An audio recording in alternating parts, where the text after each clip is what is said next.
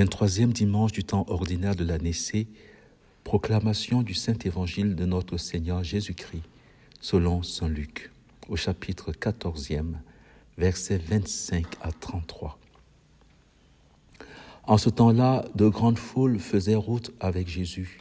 Il se retourna et leur dit, « Si quelqu'un vient à moi sans me préférer à son père, sa mère, sa femme, ses enfants, ses frères et sœurs, et même à sa propre vie, il ne peut pas être mon disciple. Celui qui ne porte pas sa croix pour marcher à ma suite ne peut pas être mon disciple.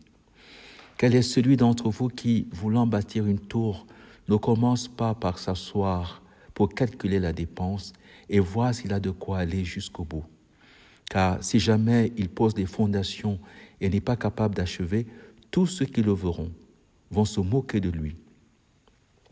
Voilà un homme qui a commencé à bâtir et qui n'a pas été capable d'achever. Et quel est le roi qui, partant en guerre contre un autre roi, ne commence pas par s'asseoir pour voir s'il peut, avec 10 000 hommes, affronter l'autre qui marche contre lui avec 20 000. S'il ne le peut pas, il envoie, pendant que l'autre est encore loin, une délégation pour demander des conditions de paix.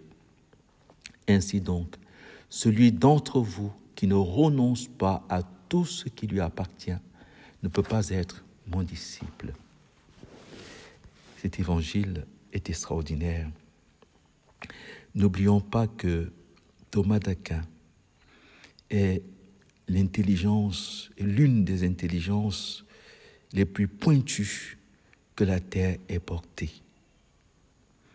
D'ailleurs, le Concile Vatican II le recommande dans le document Optatam Totius au paragraphe 16 pour ceux qui voudraient aller jusqu'au bout de l'étude de la théologie, c'est-à-dire ceux qui veulent entrer dans la dimension contemplative de la théologie, dans la dimension spéculative.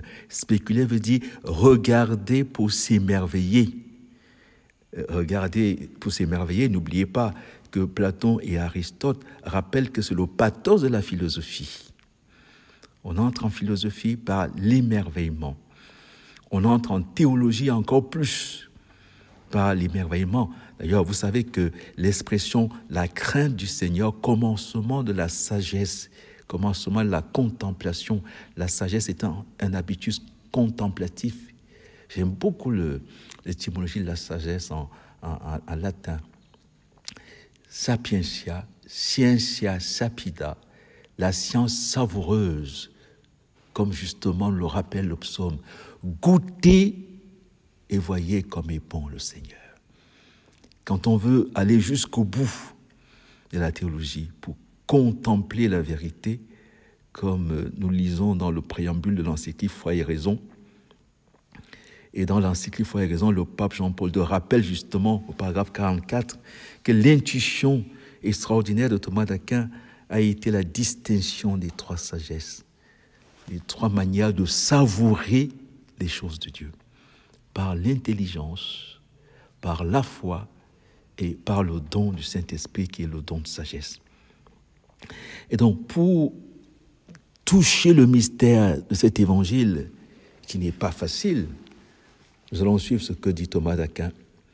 Nous allons distinguer le révélé, ce que l'œil n'avait jamais vu, ce que l'oreille n'avait jamais entendu, ce que le cœur de l'homme n'avait jamais imaginé, et que Dieu lui-même, Dieu seul, nous a fait connaître, le révélable étant ce que l'intelligence laissée à elle-même peut dire de Dieu. Alors, dans cet évangile, au cœur de cet évangile, une parole très difficile à comprendre, c'est « celui qui ne porte pas sa croix pour marcher à ma suite ne peut pas être mon disciple ». Qu'est-ce que cela veut dire? Est-ce que Jésus nous introduit dans le stoïcisme? Car pour les stoïciens, l'univers a des lois et il faut simplement les accepter parce que nous ne pourrons pas les changer, les accepter avec indifférence, souffrir sans gémir, parce qu'on subit tout simplement les lois de la nature qui ne sont pas toujours en notre faveur. Est-ce que Jésus nous enseigne, nous introduit dans la philosophie d'Albert Camus, la philosophie de l'absurde, les philosophes de l'absurde. Schopenhauer qui disait que la vie n'est que souffrance. Oh, Schopenhauer a influencé Nietzsche, il a influencé Freud. Pour la philosophie de l'absurde, la vie est dépourvue de sens, porter sa croix. Et les humains sont confrontés à l'absurdité de leur propre existence. Est-ce que c'est ce que Jésus veut dire, porter sa croix? C'est ainsi que pour Camus, pour Kierkegaard, pour Sartre, pour Kant, Kant d'ailleurs dit que le noumen, à savoir la chose en soi, et le fait que le monde est fondamentalement incompréhensible. Et Céline, qui fait partie de ces philosophes de l'absurde, va écrire un ouvrage que vous connaissez certainement, Voyage au bout de la nuit. Souffrir, porter sa croix, souffrir. D'ailleurs, le psaume en rajoute quand il dit « Nos vies ne sont que peine et misère. Nos jours s'envolent, nos jours s'enfuient, nous nous envolons. » Alors, est-ce que Jésus vient nous faire un cours de dolorisme, porter sa croix? Est-ce que Jésus nous fait un cours d'ascétisme, porter sa croix? Qu'est-ce que cela veut dire? Où est le mystère? Et pour saisir le mystère, revenons à l'évangile tout entier. En ce temps-là, de grandes foules faisaient route avec Jésus. De grandes foules, sans exception, car Jésus est le Verbe qui éclaire tout homme. Et parmi les grandes foules qui font route avec Jésus, nous avons les mages venus d'Orient. Nous avons les disciples d'Emmaüs. Car Jésus est le Verbe qui éclaire tout homme et tout l'homme, sans exception. Il vient à la rencontre de tous les peuples. Lui, le premier-né d'une multitude. Lui, le premier-né d'entre les morts. Il n'y a aucun homme qui lui est indifférent. Il n'y a aucun homme qui ne marche pas avec Jésus. Et pendant qu'il faisait route avec Jésus, poursuit l'évangile, Jésus se retourna et leur dit, ah ça c'est magnifique, c'est ici il faut donc suivre, c'est ici qu'il y a le point de bascule. Jésus se retourne. Pour comprendre ce retournement de Jésus, il faut revenir à la Genèse. Ça correspond exactement au retour de Dieu après la chute au jardin d'Éden. Il revient voir Adam. Il revient voir Adam et il le cherche. Adam, où es-tu? Où es-tu? Adam, où es-tu? Et il vient, ce retournement, c'est pour que Jésus vienne retourner toutes les situations qui ont été détruites, qui ont été caricaturées, qui ont été falsifiées par le serpent. D'ailleurs, ce retournement dans l'Évangile, c'est chaque fois que Jésus dira « Vous avez appris qu'il a été dit que. Moi, je viens vous dire que. » Jésus se retourne, il revient, Maranatha, pour remettre de l'ordre, remettre tout en place, retrouver le sens, retrouver l'orientation, retrouver l'axe, car son chef-d'œuvre a été trompé par le malin. Il vient donc remettre en place tout ce qui a été dévoyé. Qu'est-ce qui s'est passé? C'est que ce retournement, tout ce qui avait été inversé, c'est qu'on a mis la vérité subjective avant la vérité objective. Descartes dira « je pense, donc je suis ». On a mis le phénomène avant le noumen. Sartre dira « l'existence précède l'essence ». On a mis la logique avant la métaphysique. On a affirmé pour finir « Dieu n'existe pas ». On a mis la loi avant l'alliance et la grâce. On a mis Jésus à mort pour finir. On a mis l'efficacité avant la contemplation. On a mis l'exercice avant la contemplation, avant la finalité, le primat de l'intelligence artificielle. On a tué la cause finale. La cause finale est métaphorique, avait-il dit. Vous voyez, le nominalisme. On a mis la vie, la philosophie de la vie avant la philosophie de l'être. Ça aboutit à l'athéisme parce que l'être, par définition, est objectif. La vie est immanente, donc est un repli sur nous, d'où le primat de la psychologie et de toutes les sciences de la vie sur l'être. On a renversé plein de choses comme ça. Et Jésus est venu remettre l'ordre. On a mis la religion avant la foi, d'où la multiplication des religions. On a même hiérarchisé des races. On a des races qu'on a considérées plus nobles, plus grandes que d'autres races. On a oublié que tout se mesure à partir de l'image de Dieu. On a mis dans la théologie l'objet matériel avant l'objet formel, de la multiplication, la mauvaise division de la théologie, que Jésus vient rectifier avec les disciples d'Emmaüs. Alors, que nous dit Jésus? Il vient. Et quand il vient, il nous dit, si quelqu'un vient à moi sans me préférer à son père, sa mère, sa femme, ses enfants, ses frères et sœurs, et même à sa propre vie, il ne peut pas être mon disciple.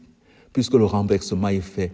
Quand nous quittons ces choses-là, parce qu'on a trouvé l'être premier, et on a trouvé le bien ultime, c'est-à-dire la finalité, tous les biens deviennent secondaires. C'est ce que dit saint Paul. Tout ce que j'avais, tous les avantages que j'avais, je les considère désormais comme balayés à cause de la suréminence de la connaissance de Jésus-Christ. Mais comme Jésus est venu renverser, c'est pas cet ordre-là, parce que ça, c'est du point de vue de la ratio, c'est-à-dire la distinction entre le bien et la fin, entre les moyens et la finalité. Mais l'Évangile va beaucoup plus loin et il nous dit qu'au fait, qu'est-ce que Jésus est venu renverser? Celui qui ne porte pas sa croix pour marcher à ma suite. Jésus s'est mis à notre suite. Il se retourne, les foules le suivent, il se retourne pour suivre les foules. Et pour suivre les foules, qu'est-ce qu'il fait? Il renonce à sa propre vie. Celui qui d'entre vous ne renonce pas à son père et sa mère, il s'est anéanti, la kénose de Dieu. Ce renversement, vous voyez, de l'Évangile, ce n'est plus ce que nous faisons pour aller vers Dieu, c'est ce que Dieu, lui, à travers Jésus-Christ, a fait pour venir vers nous. Il s'est anéanti. Si quelqu'un vient vers moi sans me préférer à son Père, il a préféré donner sa vie de fils bien-aimé du Père aux hommes que nous sommes, pour que les hommes deviennent fils avec lui. À sa mère, il a donné sa mère, voici ta mère. Fils, voici ta mère. Il a donné tout ce qu'il avait à ses frères et sœurs. Il a donné sa propre vie. Quel est celui d'entre vous qui, voulant bâtir une tour, ne commence pas par s'asseoir pour calculer la dépense, pour voir s'il a de quoi aller jusqu'au bout? Pour créer l'homme, Dieu s'est assis, il a délibéré, il a dit, faisons l'homme à notre image, selon notre ressemblance. C'est bien que rien ne pourra nous arracher à l'amour de Jésus-Christ, à l'amour de Dieu manifesté en Jésus-Christ. Car si jamais il pose des fondations, il n'est pas capable d'achever, tous ceux qui le verront se moqueront de lui en disant, voilà un homme qui a commencé à bâtir, qui n'a pas pu aller jusqu'au bout. Vous voyez, chaque fois que nous disons que Dieu est absent, nous disons qu'il n'est pas allé jusqu'au bout. Or, Jésus-Christ, qu'est-ce qu'il va faire? Il va venir vers nous. Il va prendre chair de notre chair. Il va porter sur lui nos péchés. Il va s'asseoir, il va dire au Père, oui, depuis la croix, oui, je le peux, Seigneur. Ce que tu m'as donné, personne ne peut les arracher de ta main. Il envoie une délégation pour négocier, non pas avec le malin, mais pour dire au Père, oui, je viens vers toi. Il dit à Marie-Madeleine, je vais vers mon Père et votre Père. Je vais vers mon Dieu et votre Dieu. Cet évangile est beau parce que c'est Jésus qui vient retrouver Adam pour le sortir de la situation dans laquelle l'a plongé le serpent, l'antique serpent, le menteur. Et Jésus vient aujourd'hui pour nous dire justement ce que nous écoutons au dernier verset. Ainsi donc, celui d'entre vous qui ne renonce pas à ce qui lui appartient ne peut pas être mon disciple. Oui, c'est ce que Jésus a fait. Le Père va donner et le Fils et l'Esprit. Jésus va donner et l'Esprit et sa mère. Il va redonner l'Église. Tu es pierre, sur cette pierre je bâtirai mon Église. Il va donner le Saint-Esprit, recevez l'Esprit Saint. Il va même donner le pardon des péchés. Il est ce médiateur unique dont le mode de médiation est de faire des médiateurs extraordinaires. C'est ce que nous célébrons dans cet évangile. Oui, nous célébrons le fait que Dieu, finalement, nous entrons dans la sagesse de Dieu, car la croix de Jésus-Christ, porter sa croix, c'est la croix de Jésus-Christ, folie et scandale pour les Juifs et les païens, mais elle est sagesse de Dieu. La sagesse de Dieu, c'est que Dieu n'est pas une explication du monde. Dieu n'explique ni le bien ni le mal. C'est le malin qui l'a dit, vous serez comme de Dieu connaissant le bien et le mal. Dieu est le premier du point de vue de l'être. Or, l'être ne supporte que deux principes. La forme, l'ousia, et la fin, l'intellegia. Jésus nous rappelle que l'être ne supporte que finalement deux processions. Le Père, c'est deux processions du Père, le Verbe et l'amour. Et nous sommes associés car il a renoncé à vivre sa vie de Dieu tout seul et il nous l'a proposé. Faisons l'homme à notre image, selon notre ressemblance. Seigneur, nous ne pouvons que te remercier et nous extasier parce que tout cela est encore très vrai, car nous sommes devant le Saint-Sacrement, buisson ardent de la très sainte Trinité, évangile des évangiles. Amen.